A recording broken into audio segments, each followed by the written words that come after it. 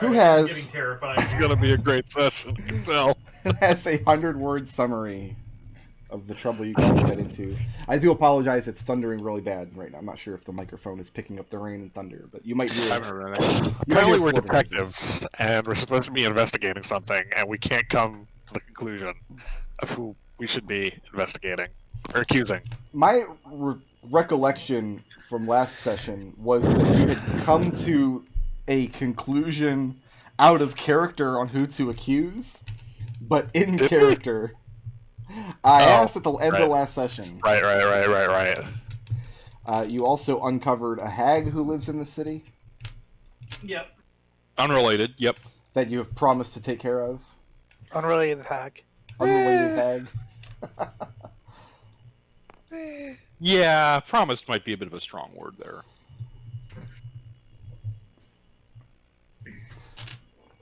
So we're planning on breaking our deal with Caitlin Chubb.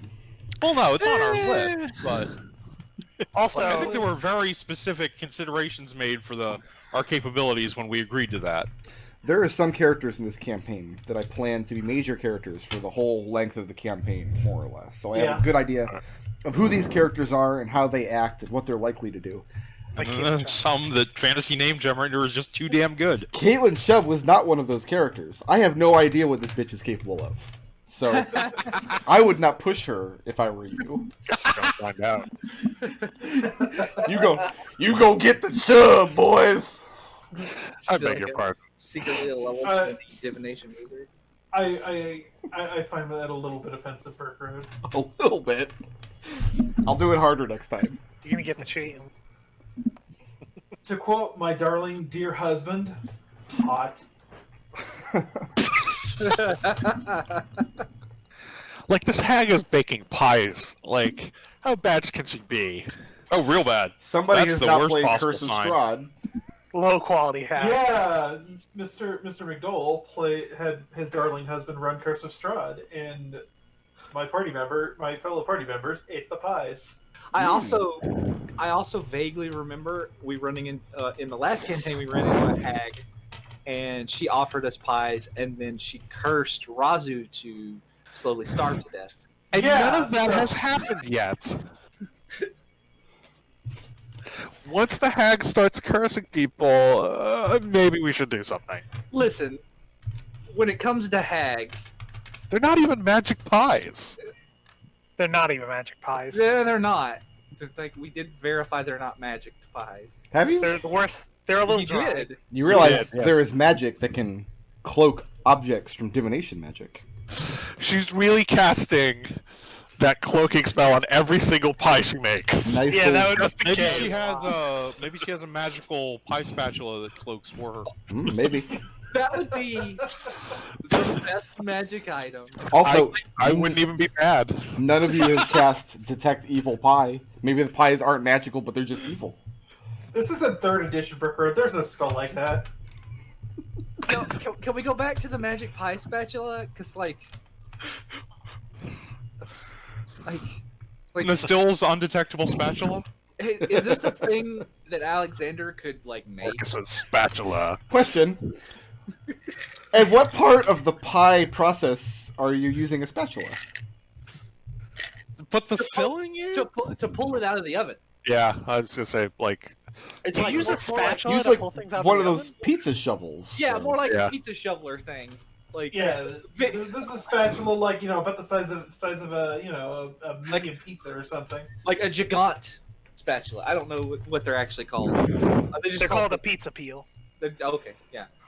But, like, if you're making pies, would it be a pie peel? Yes. Pie peel of Orcus. That's a skull of a paladin on the end of it. I mean, Sorry. the weapons and the disembodied hands and things, these are always the sexiest evil relics. But you figure, an evil wizard still has to have, a scrub brush. Yeah. He still needs, a chamber pot in his boudoir. His evil bourgeois. He's got to have a hairbrush, a little mustache comb. They're all evil. Okay, so Real talk. Sign up with the code down below for 10% off of Magic Crate. Low tier, like shit tier magic items like that are my favorite thing about Dungeons and Dragons. Oh, you have a self-cleaning chamber pot that's also sentient and evil? What? We really don't get enough cursed minor magic items. The shoehorn is also cursed. The cursed cloak of billowing. It doesn't billow. It billows in reverse. But how do you know you haven't worn it? Oh God! I think a cursed cloak of billowing would just try to wrap itself around your face. It billows the rest of your clothes. It creates a giant gust of wind and blows you off whatever you're standing on.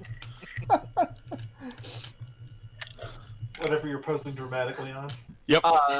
BRB, I'm taking notes. It creates banana peels underneath your foot when you try to be dramatic. Bananic, he said bananic. I love it. I love everything.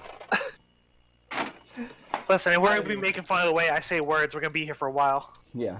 Oh my God, I'm not gonna be able to get this out of my head. Just this entire minor inconvenience line of cursed objects. Like a pair of boots that makes you stub your toe on every table you come across. If you're wearing boots, why does it matter that you're stubbing your toe? You're wearing boots. It's kind of the point of boots. That don't protect your feet. Like, you feel sandals. everything as if you weren't wearing them. Sandals. There we go. Sandals of stubbing. Sandals of stubbing. There you go. A horn where when you blow it, everyone near you just hears a man in their ears going, "Ah!" You blow it, and it's like a brown note horn. I think I like the idea that you blow the horn and it deafens all of your allies. No, see, that's an actual bad cursed item. Yeah. You're not taking this too far. We need minor inconveniences. I'm talking when I say minor inconveniences, I mean like an Alanis Morissette song. Wait, a horn that plays Alanis Morissette songs when you're trying to alert your allies? I think I own one of these items. I have like a. Have you ever seen one of those pet eggs that you use to scrape the dead skin off your foot? I've got one of those, and it stores all the gross dead skin inside. You're supposed to empty it in the garbage, right? Okay. And every time I pick it up, the thing falls apart, and I've got to clean dead skin up off my floor. That's a pretty cursed item. It's cursed. Yeah. I've solved the mystery. The mystery of the cursed pet egg. So anyway, I don't remember what we were talking about. So D&D, right? It is Salt's Day the 5th of Allenterre. So tomorrow is Ponce Day. Oh shit! What do we have for the Ponce? Nothing. So, if you guys want to run down, you have the hag. Let's go through real quick the list of suspects that you had, which I think only had 2 people on it. Right. And where everybody stands on them. Okay. So we were thinking that Savad, the proprietor of the smoke shop, might have been a Rakshasa, but jury's still out on that. I mean, if he is, he's 4-dimension chessing it with those robotic hands. Yeah. So why are these? Why are the hands relevant? Because Rakshasas have backwards hands. Gross. And he very conveniently does not have hands, which is the identifying signature of a Rakshasa. I know what Treble's about to say. But go ahead, Treble. What am I going to say? Because I don't think you have it right. What about a Rakshasa? There were Rakshasas feet backwards too? No, I'm not going. Why would anyone say that? I was not going to say that. Nobody would ever say that. I would like to point out that we had 2 strong suspects, and Brick Road coincidentally had entirely unrelated, assuming that they're not actually the Flying Pig, okay? They have 2 wildly, suspiciously, close to this, are findings, unrelated plot points. Okay, let's hear strong suspicion number 2. We've got our Rakshasa boy. Oh, it was the being a hag, and then us checking for that hag. But I think that we came up negative on that because We came out negative. It was not a night hag. Yeah. Yeah. I've got nothing. And why? What's the significance of it being a night hag and not some other sort of hag? Because night hags, when they're riding someone's dreams, if you have true seeing, you can see the night hag on that person's shoulders, literally riding them. And we attempted that experiment, and it did not work when someone's dreams were being invaded. Did that make you feel like a scientist? Yes. Nice. A little bit, yeah. Trying to be a fantasy scientist has been what I've been going for since we started playing this game. This game. Dungeons and Dragons. Okay, yeah, there we go. Okay. I feel like you have failed at every possible turn. No. I don't think that's true at all. No. Yeah, I think he scienced the fuck out of fantasy. How many times has Nodal like stopped Brickroad in his tracks, and Brickroad had to take like 2, 3, 4, 5 minutes to think about the implications of what Nodal is attempting to do with magic? To be fair, I usually tell you guys I need 5. What I'm actually doing, I'm just taking that 5 minutes and throwing darts at a dartboard I have with Nodal's face on it. You're just screaming into a pillow. Look, with the current understanding of chaos theory, that's pretty accurate to quantum interactions. Is there a law theory in D&D? The governors would say yes. I think it's just called like being a lawyer. Like, that sounds pretty chaotic. So Treble had compiled a list of other potential fiends to look for. Yes. Mm-hmm. Do you guys want to strongly consider any of those on that list? So What do you got? the problem that we did go down the list, and I seem to remember we came to the same issue with like hands, in that like a lot of them had wings, and that wasn't something that was really going on in the city. It was a lot of stuff where it was like, if there's one of these, we would know it, and we looked into it, and there wasn't one. So I think at the moment, I'm out of ideas except for Savad, so that's where I'm focusing my attention. So Seeker is definitely convinced Savad is your guy. I'm convinced that his story is bad, and that it still have things to look into. I wouldn't be shocked if it wasn't him, but I think that everyone's giving up too early. Is that list in the... Is that in the chat, or is it in our contracts? I had it in the... I posted it in the chat. I'll repost it again. Okay. I just want to minimize Twitter so Like, I could but- bring the calendar back up, and I've been informed it is not Ted Danson's birthday. Well, just to reiterate, like what I removed from the list. I've removed everything that had less than like an 8 int. Right. I removed everything that was large, like larger than medium, and smaller than small. Okay. And then I put the shapeshifters to the side, so like, Get him out of here. yeah. And then I kind of put all the demons to the side because they're crazy, demons. They're like rapey a little bit, and I don't think they have, like, reading the description, a lot of the demons, they don't have the wherewithal to kind of scheme. Unfortunately. Also, Like, one of them's a yellow tree. Yes, I know Sure. somebody mentioned that possibly it could be a Tanaruk, but I think like what they say in the books kind of no. So did you find that previous list? Yeah, I have it. It's just I'm just trying to put it in the correct spot. I almost posted it in just like vagina bones. Okay. To clarify, for some reason on my Discord server, we have a channel called Vagina Bones.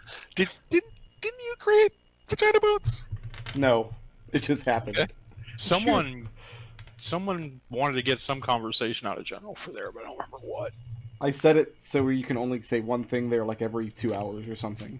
So Oh, I that's have- good. I have no idea what sort of conversations happen in that channel. I don't go in there. I'm too afraid. That's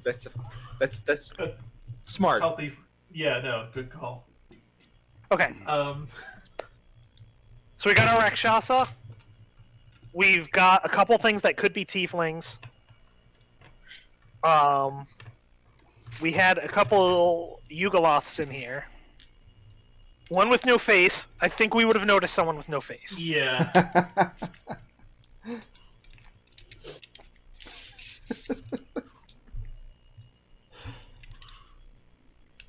So, like, yeah, no, I don't. Apparently either I'm missing something on the list, which is possible, or I think the answer to the reason why this list is not working is because I'm stupid. But have we actually, like, in character investigated to see how many people in the city actually have wings, like, that we know about? A cursory glance, on the just list. day-to-day life living in Dunfoss, the answer to the question would be 0. 0, okay. Whether So there's a winged creature somewhere in hiding in the... What's the population Sure. of the city? 200,000 or something? Yeah. I mean, like, A winged don't know creature could not walk the streets of Dunfoss without turning some heads, at the very least. Okay. right. So, like, and this could just be my interpretation of the information we were giving, but it seems to me like they're the term living openly seems to indicate to me that they are participating in the day-to-day life of the city, so at least in some capacity. Yeah. So I don't. So- The only other thing I can think of, and part of the reason why we're having so much trouble with devils, is that they're all winged. We don't know any devils that have, like, lost their wings, right? And you saying that, I'm like thinking, like, you know, our theory of for Savad that he's a Rakshasa cut his hands off. What about, say, a Cambion or something of that ilk? They cut who their wings wings off. right. Or had them cut off, but yeah. The But- thing is I don't know if like demons and devils can like they just like reform when they die with their body intact, right? Well, Or is that- and a lot of them have regeneration, which I don't know how that would affect getting your wings sliced off. I used to keep an acid vat in the back room. Ah. I think it's actually holy water to stop the regeneration, isn't it? Well, that's what they call acid. Okay. So we need to investigate large purchases of holy water.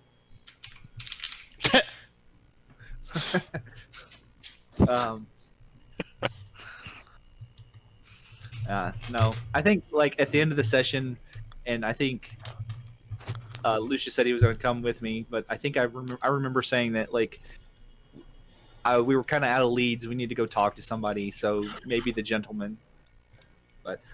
Yeah. Here's a terrible idea. Okay. This is terrible absolutely ideas. 100% the worst possible course of action. I want everybody to know this. Yeah. Why don't we go ask the hag if she knows who the flying pig is? Well, the only thing there is that then we have to reveal the fact that we know she's a hag. Yeah. We tip our hand that way. Otherwise, I don't think that's a terrible idea. Okay. Dealing with hags is a terrible idea, even under the best circumstances. Have any of you actually dealt with a hag before? Nope. Not in forgot character. it's For me already. to know. I think you asked this already, and I think I said no. But like, we like in character, we read a bunch of books, like doing this, and like, I'm pretty sure like it repeated like every other sentence was dealing with hags is a terrible idea because that's what they say constantly in Volos. Don't deal with hags; it's a terrible idea. Even if the hag likes you, it's a terrible idea. But you brought it up! No, I said it was a terrible, but I wanted everybody to know it was a terrible idea. But that is a thing. Like, well, the main reason I brought it up is because we are, in my opinion, kind of scraping the bottom of the barrel. We don't really have anybody to ask, and we need to buy a clue, Scooby Doo. Well, here's our other possibility, right? Is we keep getting marauded by this winged fiend, possibly winged fiend. Mhm. He's even got flying in his name, doesn't he? Yeah. That could be ironic if his wings got cut off. That could be That ironic. actually strikes me as Oh really my God. appropriate to this guy from Okay. everything we've dealt with. Either way, it keeps coming up. It's possible we just focus on something else, and then when the opportunity arises, we find some more clues. I think we let this life fallow too long. Something terrible is going to happen. You think maybe we could look into the name that, because we just got some like basic information from the judge about the name. I don't even remember that they were claiming the noble family that got wiped out. Yes. See that in my notes? I'm pretty sure it's in my notes, but It's in the party chat somewhere. I'm just saying that we have to come up with something for tomorrow that we can deliver. And one of the things that he was interested in was us taking this expedition to the tower. We could get that going. Go talk to him today about getting an expedition put together. Hopefully he considers that enough to put off the payments for the next few weeks, because it's something he's interested in. We'd already agreed that the towers were going to go next, right? Yeah. Yeah. Once we had kind of buttoned away the flying pig nonsense. Unfortunately, none of us are. Oh. I don't know. Like, I feel like if Nodal and Destil can't figure it out, then I'm just, yeah. Oh, I'm sold that it's the Rakshasa, and the only reason I'm not saying we should go deal with that problem right now is because one of the things that we did for this is look up their stat block and bolos, and I don't think we can take a Rakshasa. yeah. So even in character, Seeker's like, maybe we go to this tower and find some horrible magic to deal with this Rakshasa, because I have no ideas. I don't think we can take him. The judge gave you a piece of advice about what to do once you think you had found the flying pig, once you think you had found his identity. What he suggested you do is consult with an expert on devils, demons, and fiends. That's just Warlock's bane, though. Yeah, and she's off in the north. She's out of town. Yeah. Do have one set of sending liquid for her, but that's just 25 words or less. I could learn the sending spell. How about... Do you really think she wants to be kept up with sendings while she's busy dealing with a zombie army? Do you think that Warlock's Bane wouldn't immediately want to know if we had information about Fair. a demon in the city? So 25 words or less. Let me think. I could probably come up with a good message in 25 words or less. Fiend in city.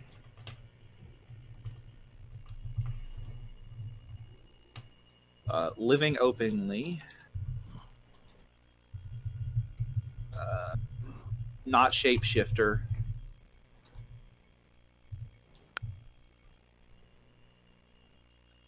One, two, three, four, five, six, seven. I want something in there about the Rakshasa. So maybe, like, some way of asking if there's any signifiers of Rakshasa other than the hands. Right. Let's see. So that's 7 words. Not shape. So the fiend living in the city, fiend in city. So she knows about the flying pig. Yes. So we don't need Fiend and City in there. So pig in city, living openly, not shapeshifter.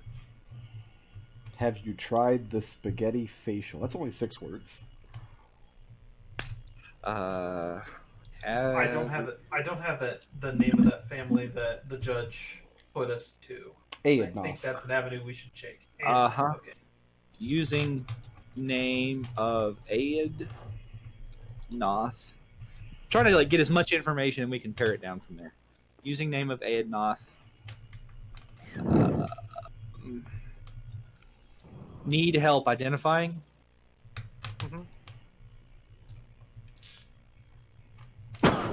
And that is 1, 2, 3, 4, 5, 6, 7, 8, 9, 10, 11, 12, 13, 14. So we got 11 more words. For 5 words, I want Rakshasa, no hands, other signifiers, and then a question mark. Okay, possible. Question mark is 2 Rakshasa. words. Shit. Rock shot.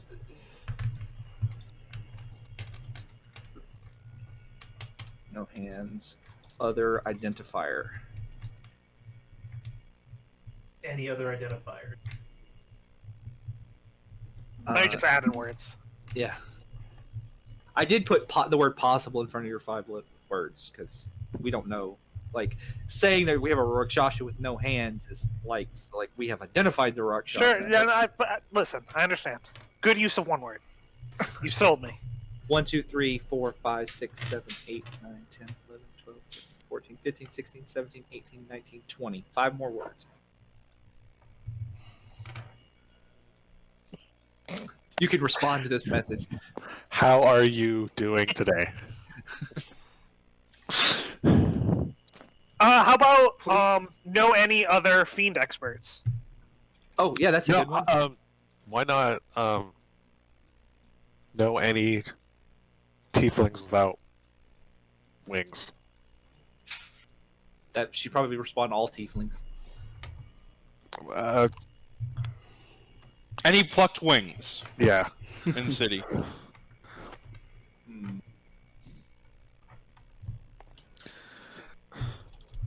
I like know any other fiend experts. Yeah, Yeah. that's where I'm at. Well, wait. Why don't we just ask those 2 questions? Like, she already knows that they're in the city, right? Well, I mean, we know that. We ask any fiend experts in city, any creatures with plucked wings in city. What else? Because I feel like she's smart enough; she'll figure out the context. We can probably remove in city then. Sure. So that's 5 words. So let's see. Open pig in city. What was the other thing you wanted to ask? Know any fiend experts? Besides that, Rakshasas? The other No. one. I've got Rakshasas. I've got living openly, not shapeshifter, using name of Aednoth, need help identifying. Possible Rakshasa, no hands, other identifiers. Any other fiend experts. Can you just copy and paste it into edit note in the bottom right border of the screen? Oh yeah, sure. Edit note. I don't even know where that is. It's the bottom right corner of Little the screen. There's Bottom a right button. corner. Gotcha. Cool. And then there's a note on the screen. This is exciting. And you can edit it. It occurs to me that I haven't actually checked to make sure OBS was streaming the picture. Okay, it is. I might have been streaming just a black screen this whole time. So is this the message here? 8, 9, 10, 11, 12, 13, 14, 15, 16, 17, 18, 19, 20, 21. Got 3 words. We got 4 words. 4 words. Yes. Math. Any plucked wing? She might not figure out that one. If she doesn't figure out that one, we're in bigger trouble. How about just this? Please respond.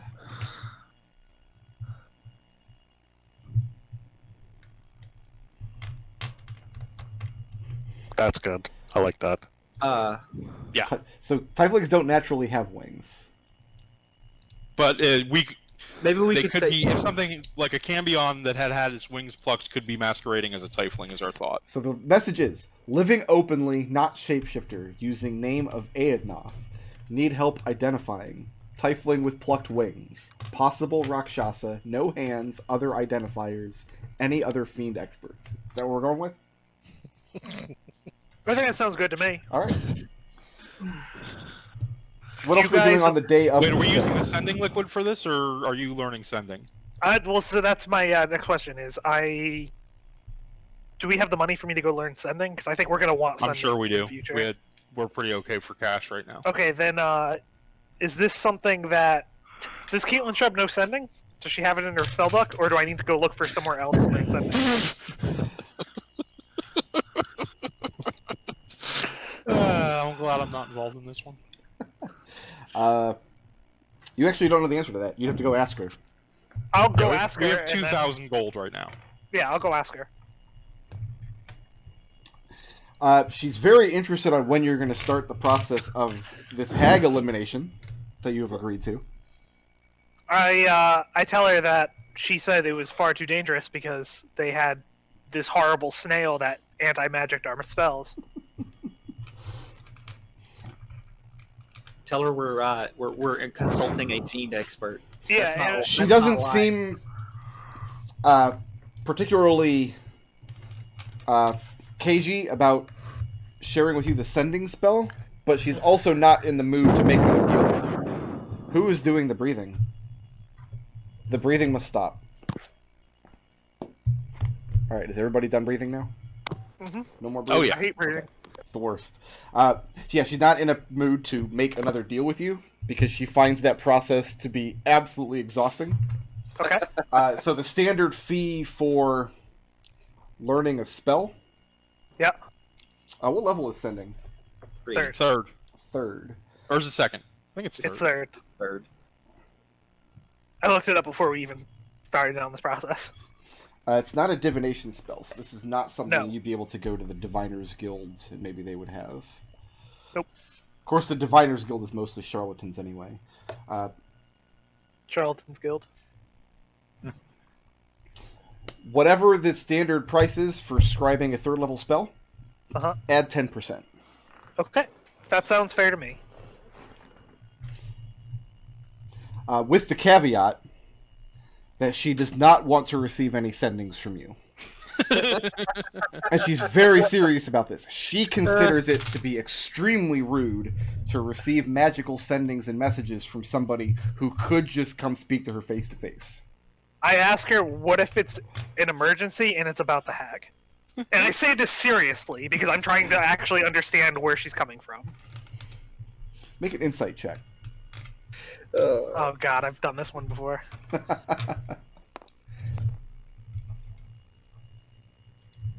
That is a 18. Instead of giving you the honest answer to your question, she gives you a stern lecture on magical manners, essentially. And over the course of the conversation, it just becomes clear that she just doesn't want to be disturbed. Uh-huh. If you're going to speak, like, she'd rather you speak face to face. If it's an emergency, you get the sense, don't include her at all in your emergency. Your problem, your doorstep, don't bring it here, kind of situation. But she couches this in a grandmotherly lecture about magical man. Like, don't put your elbows on the table, sort of dressing down. Yeah. That's not the insight result I was expecting. The insight result I was expecting is she doesn't like you, Seeker. Oh, you don't need to pass a check for that. No, she definitely makes no bones about not particularly liking any of you. But so far, she has not decided to cut ties with any of you. So you must be at least making yourselves useful in some capacity. Yeah. That's the Flumph Inc. way. You may not like us. We make ourselves useful in some capacity. Is that your slogan on your Might talking be. sign? Annoying but useful. That's what the magic mouth says when you walk by. One other thing we might be able to do, I just occurred to me, is after the Warlock insurance thing, remember, what's her name? Journey cut ties with us, but she said she was going to she was going to initiate another investigation. Maybe we could try and get information from her about that by sharing what we know, assuming you don't think that Journey is the flying pig. She might be. She could very well be. Has anyone gotten a good look to see if she has any like hideous scars on her back? That's what I was thinking. Wait, we already know how to spy on Journey. How scantily clad is Journey dressed? She doesn't, because I have it on good authority that Journey constantly burns all her spell slots. Dunfoss is not a Boris Vallejo painting, sadly. Alright, so I'm ready to send this message out. Okay, is anybody doing anything else on the day of the 5th? Oh god, let me look at my notes real quick. We need the Choreo needs info. Yeah. Are we saying that we were going to go out to the tower as our work, basically? Like, instead of giving him info, we were planning to head to the tower and tell him, "Hey, we have this investigation." How about we do it this way? One of us go speaks to the choreo, and if we want to gather information about this, like if we want to use the tower as to sandbag the Ponce, if we want to use it, one of us should go speak to him, while the other, or we should go gather information about it. Where did we learn about this tower? Yeah. Like, so basically we have like a PowerPoint presentation about the tower. So the tower I actually have some information about, because when during character creation I specified I had been to the outside of this forest looking for information about the tower. Yeah. So I've got some of that already. And we know there's like a metal associate of Eldoves living in the tower, right? Yes. Yeah. Well, I mean more in lines of, we're going to need, like, because he's going to fund it, we're going to need like a proposal of some kind to go to him, I imagine. Like, you know, how much money do you need? Unless he's just because he doesn't strike me as the kind of guy who says, well, here's 10,000 gold to go plan an expedition. Oh, no, he'll totally do that. It's just going to go under the debt. Do we actually get any money? Like, do we want to get mounts and a carriage? That's the only thing I can think of. Right.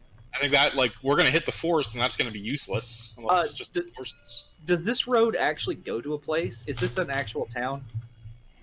There is some sort of destroyed town, village in the forest. Mm-hmm. There is a road that goes into the forest. But, I mean, I'm sure, like, local hunters and loggers and things make use of it. Well, like, I was just wondering, like these are, like, the kind of questions that, like, before Gus is going to want to go into a spooky magic forest, what would want answered, like, where are we going to go? You're doing research today on the forest, so that tomorrow you can go to Choreo and say, hey, this is the research I did. Horses cost. Yeah. Okay. Is anything else happening on the day of the 5th? Do we want to go speak to the gentleman, Lucius? Well, if you're doing research on the forest, you're going to take the research downtime action. Oh, right. Well, I mean, just in general. Like, do you think that's a better idea than going? I think that's a better idea. I'm not going to the gentleman by myself. I'm sorry. I can do the research, or I can go to the gentleman. Like, you're not going to the gentleman like by yourself. That's like a 2-person job at best. I mean, at worst. I got that backwards. It's going to be more of an issue of, do you think Florian should go to the gentleman?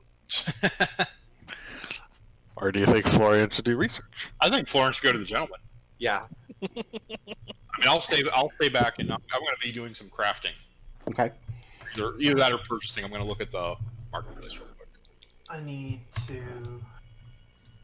I'm kind of lost, to be perfectly honest, me as a player, so I'm not sure what Lucius should be doing at this point. Do you want to help in research? 75 gold each. You might be able to find research on that tower in the in your. Oh, this app? Yeah, that's this app. Yeah, that sounds like. I think I'll do that. That's actually a really good idea.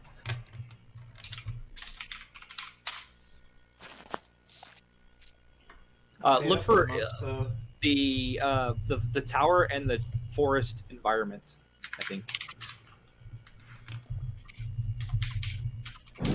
Like, because if we go in there and we find out it's the known habitat of several black dragons, I don't think we should go.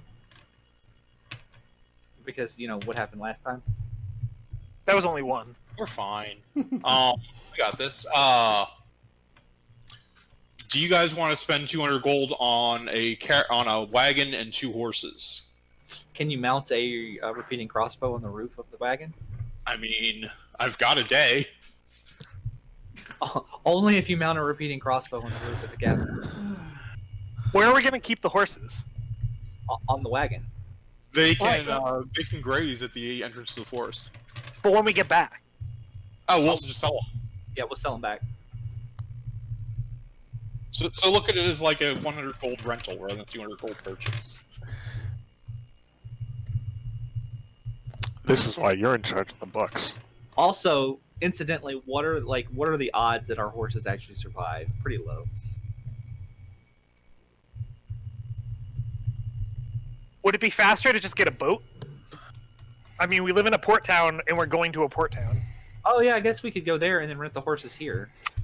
Walking, you can cover you can cover 4 hexes per day on foot. I would say you could cover by boat. The breathing is incredible. Yeah, you're breathing into the mic.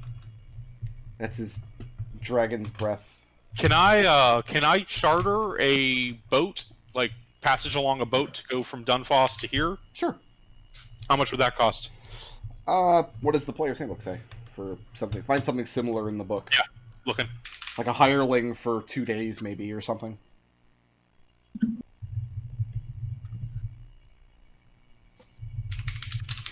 Anyway, All right. people go. I'll figure that out. Who's doing the research on the forest? One of you is doing that. 2 of you are going to go speak to the gentleman. Is that correct? Lucius is doing research on the forest. Okay. Florian is going to visit the gentleman. Alone? If Lucius is doing forest research, you could go with him.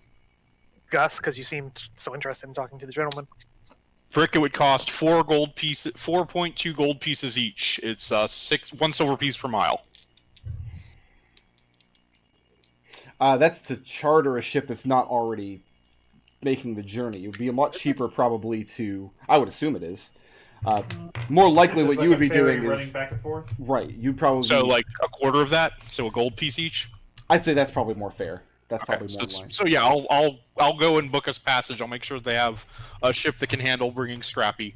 Because we're not talking about, like, an ocean voyage here. Yeah. Like, you guys are going to be sleeping on the deck of this ship. On the Scrappy's deck of this cargo. boat. From our normal life. Okay. Whoever's doing the research action, go ahead and take the 1 day's worth of research from Xanathar's. Okay. And let me know how that goes. Book is somewhere here. There it is. Oh, I had all my D&D books lined up on a bookshelf. And I went to get a book the other night, and they all fell off the shelf. It was awful. I have these, like, dragon bookends, and one of them broke. I had to glue it back together. It was very sad. Oh, sorry. Table of contents, since there's no index in this book. Right. Yeah. I wholeheartedly await the day that we have to like go into the deep ocean because Gus has a fear of deep water, and he's going to be shit-faced the entire trip and useless. No, that makes sense. That checks out. What? He doesn't like the ocean, like the deep ocean. Like No, I was. There The was gentleman. a part of the map. Oh, go ahead, gentlemen. The gentleman, who's Florian, and who's babysitting Florian? Gus. It's more like Gus is. Florian's babysitting Gus, and then like we end up babysitting each other, and it's just neither. And like the inmates run the asylum. So bad news is you go across through Wharftown, and unfortunately there's like a big frat party, so neither of you make it to the gentleman. No, Gus, you're going in and just spreading the word that you're looking to. Yeah, I would like to speak with the gentleman. How much Also, money do you spread around doing this? I'm going to ask for Orc. I'm going to look for Orc and ask him. Okay. Orc is pretty easy to find. Mhm. And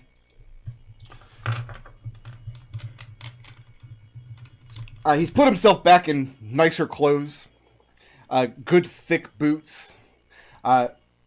He keeps himself as bare-chested as possible because of his muscular nature. This is a giant of a man, and you note that he's wearing an empty scabbard fit for a greatsword across his back, like a two-handed sword that you're pretty sure your friends back over on the barge could not lift. Right. And this is not a man who shows gratitude very well. Mhm. And when you hunt him down in Wharftown, he's with a group of smaller men. Although, what's your passive insight? Take advantage on this because you've worked in the gentleman's. So it's plus 5. plus That 5 would to your be passive. 13. Looking at the type of men who are with him, they're younger, scrappier, lower on the organized crime ladder, so to speak. From this, you surmise that Orc's disappearance and like just the injuries that he is walking around with that he's not able to hide. He's fallen himself. Like, yeah, he was given this gang to work with, but it's probably not the same caliber of gang he's accustomed to. So when you finally do hunt him down, he's putting out a lot more anger and just machismo than normal to keep his little gang of ruffians more intimidated. Yep. That said, he's not unhappy to see either of you. Right. I'm gonna walk up and shake his hand and pat him on the back. Doesn't take your hand. He looks down at it, scowls. Says, "What business have you brought me?" He goes, "Well, Orc, I was wondering if you could get us an audience with the gentleman today. We have some business to discuss related to our previous encounter." And he smiles, like this big grin on his face. Says, "The thing with the boots." And he looks over at Florian. "Wait a minute. You're the guy? The thing with the boots?" And he goes, "No, not the thing with the boots." "Oh, that's a great story. Lads, you've heard about the guy with the boots, right?" And they all have heard about the guy with the boots. What does Florian think about being known as the guy with the boots? I have to know. Absolutely nothing. Just standing there like there's a butterfly. Blank I mind. do have boots. He goes, "Yes, I have very nice boots." He goes, "No, the business between that you and I had the other day. I'm trying my best not to like make him sound weak in any way. Okay. Because I can from the information you gave me, it's like I don't want to dress him down or like hint towards the fact that he got captured or anything like that, other than like in the most broad terms." Okay. Yeah, he yells at one of his ruffians to run down and tell the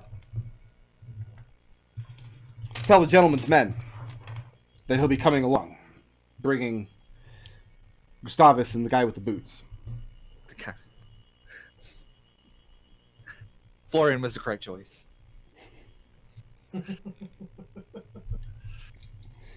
So, I suppose we'll follow him unless Florian wants to do something. No, he's sending a runner to send the message, and they'll receive word back. I'll wait patiently. Okay. After 20 or 30 minutes, during which Orc tells a hilarious but wildly embellished version of the story with the boots. That is just his version of the truth. So yeah, after 20 or 30 minutes, and during this time, Orc is conducting business, sending runners off to do this or that. It looks like this might be his job right now, to send messages and receive throughout Wharftown. Lots of slips of paper coming his way.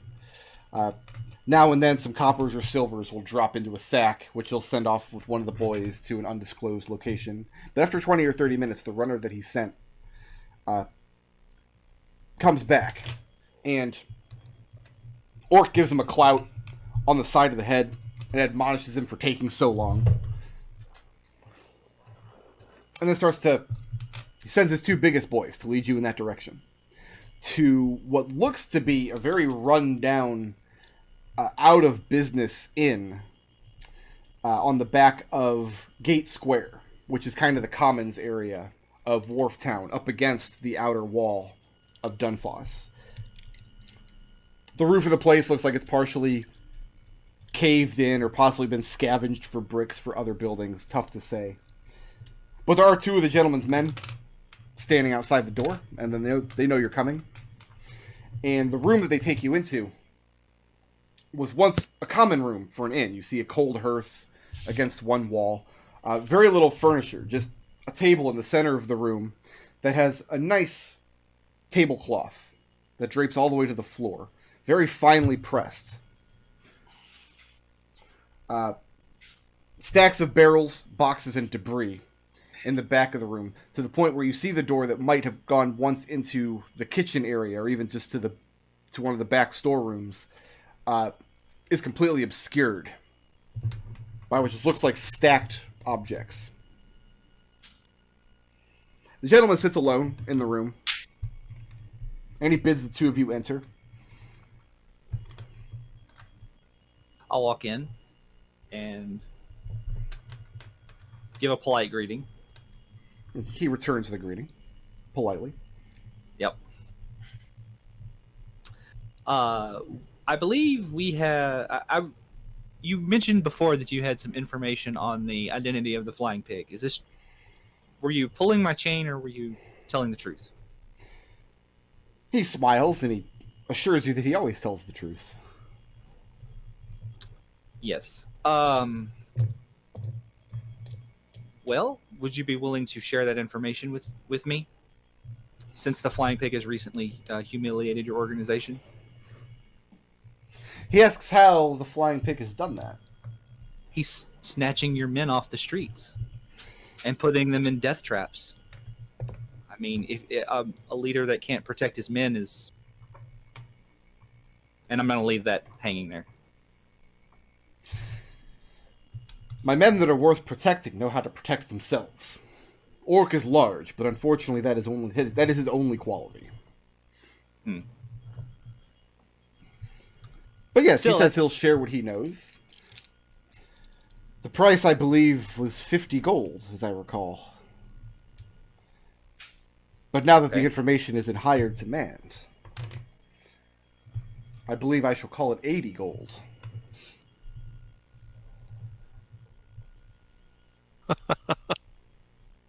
Gus is going to look at him kind of like 60 gold. Are we negotiating, Gustavus? Gus, I don't have 80 gold. I literally don't have 80 gold.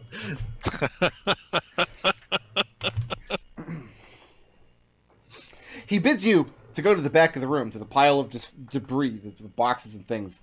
It says, see if you can find 2 chairs worth sitting on and bring them to the table here. I'll nod at him and go do so. So unfortunately, you caught me in the middle of business, which had to be put on the back burner so that I can receive you, which I am glad to do. Much obliged. It's been a long time since I've had a friendly discussion with good-hearted people, always looking to do the right thing.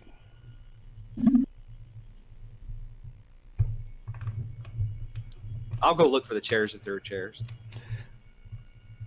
And it takes a few moments, but yeah, you find a couple of chairs that are kind of stacked up. The second chair you find doesn't have a broken leg. Mm-hmm. And as you're searching, he says, it's interesting that you bring up the subject of humiliating one of my men. I hear you've been having difficulties with one of my lower soldiers, a man named Bert. Gus is gonna chuckle. What? No difficulty on my part, I can assure you.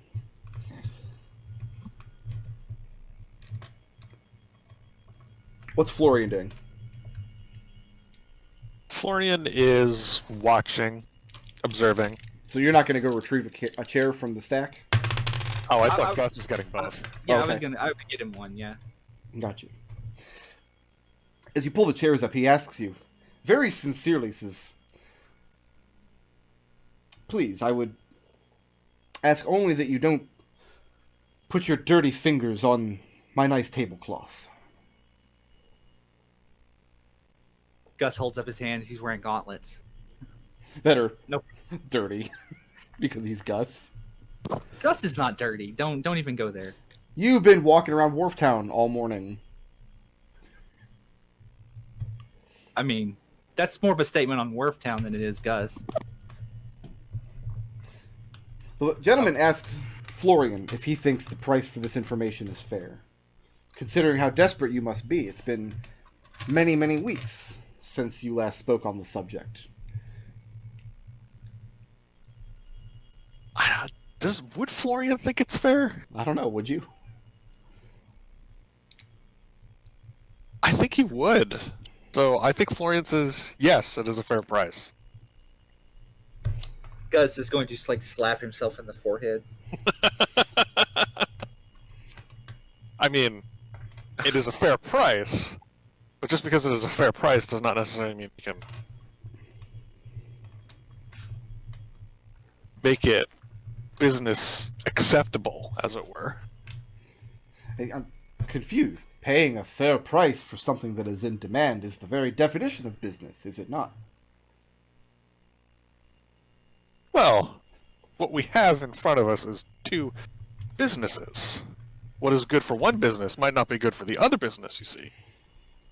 Our business, Flumph Inc., has an expectation. And your business also has an expectation. But that is different of that than of Flumph Inc.'s. So, real quick, the player is very happy I brought Florian. The character is regretting all of his life choices. So while the price may favor your business, does not necessarily favor the business of Flumph Inc. It's like, Gus is like, okay, fine, 80 gold, please. There are 5 lights.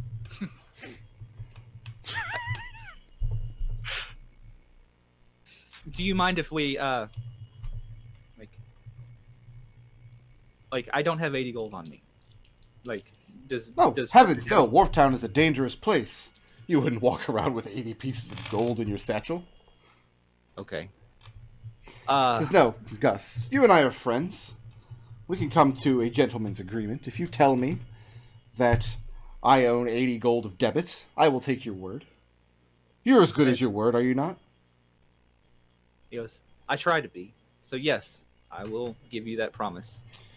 When Orc's man came and told me that you'd be paying me a visit, I anticipated your need. We should be joined shortly by someone who has a gift for you. I like giving gifts. Do you like receiving gifts? I don't know if that's good business, though. Just I'm giving going- things away. I'm going to, like, because we're sitting next to each other, I'm going to step on Florian's foot with my boot. Ha! I can't help but think that this is exactly how Bernie and Adrix do things too, which is amazing.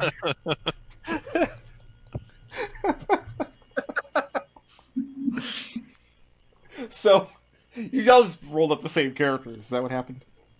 It's all just going around again. Absolutely not. Okay. How dare you?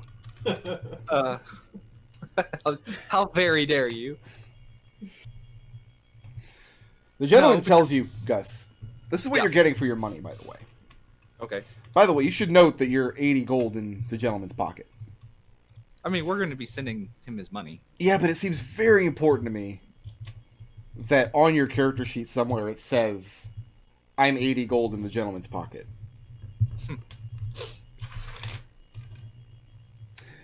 He explains that smuggling exotic materials into the city, especially drugs and spell components, is not especially profitable. For one thing, they're not illegal. They're just difficult to get a hold of. Like, you can't be arrested for smoking a pipe with the Hobbit's leaf on a street in Dunfoss. That's not how it works. But there are particular substances that are very, very difficult to get a hold of. And which makes them very difficult to make a profit on. The story he tells you is a business venture that he got into 8 or 9 years ago involving exotic plants from the far, far north, which, when refined, create psychedelic properties. He was not able to turn a profit on this simply because there's nobody who's going to pay 30 gold to get high. And they were not useful as spell components either. However, he kept a small portion of them as a seed bank, and he keeps a very small garden tended to in his place. And he's asked his runner, who arrives towards the end of the story, with a small potted plant. Just in this little burlap holder with some moist soil in it. He says, your gift has arrived. Please, not on the tablecloth. And this boy comes in and hands you this little potted plant. It's about the size of maybe like a Christmas cactus. Mm-hmm. It's a single stalk, and you can see where it's been freshly and carefully dug out of its little planter into this sack. And it smells like syrupy. It's not a completely unpleasant smell, but there's way too much of it. And it's a single stalk, and at the end of which is a very deep reddish purple bulb that is not flowered. And he tells you that if you wait for the bud to flower and ripen properly, and you carefully take the petals and dry them out, and when they are desiccated, they could be crushed into a fine powder. The finer, the better, which can then be added to the carcinogen of your choice, whatever tobacco you enjoy smoking. It's almost flavorless, but it creates a high that is unknown in the streets of Dunfoss, even amongst the illusionist gnomes. What's interesting when it comes to your flying pig is that he's heard some of his boys come to him, some of his men have been contacted here and there by the flying pig. Most of them have turned it down. These letters that have gone out. The ones that didn't turn them down many of them have ended up dead. Of one way or another. Some of these deaths that you've been hearing about, these ritualistic killings, there have been a few of them in Wharftown.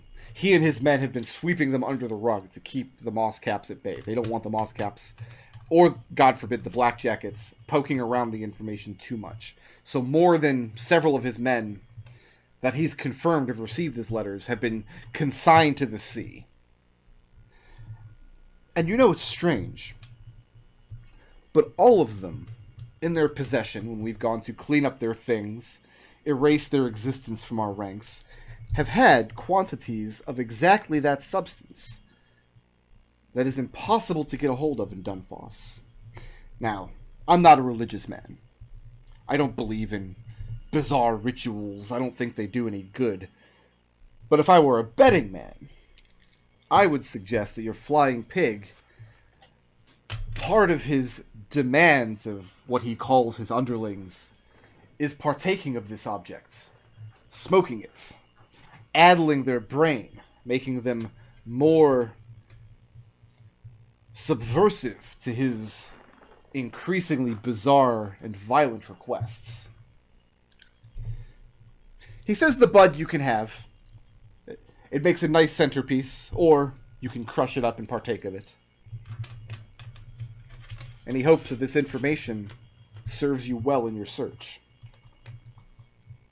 I'm going to nod very gravely to him and say, he goes, and then I'm going to give him he goes, I'm basically going to express, like, sincere gratitude. Like, thank you. I will get your money over to you as soon as I get back to the barge. Oh, and there's no question of that, he says. And he goes, and then I'll give him, like, a kind of a sly grin. Like, he goes, I don't particularly enjoy being in the pocket of the gentleman for any longer than I need to be. And he leans his chair back, and he motions down to where he's wearing breeches. He says, my friends, I don't even have pockets. I'm actually going to laugh at that. He goes, as always, it's been a pleasure. And before I get up, though, I'm going to go, what is the deal with Bert? Do you know? Like... Well, I would never speak ill of one of my own men, but in my learned opinion, I believe him to be a jackass.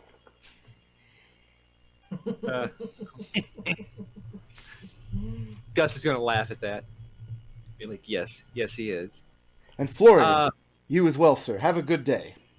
And may your investigation bear fruit. Now, if you'll excuse me. Florian nods.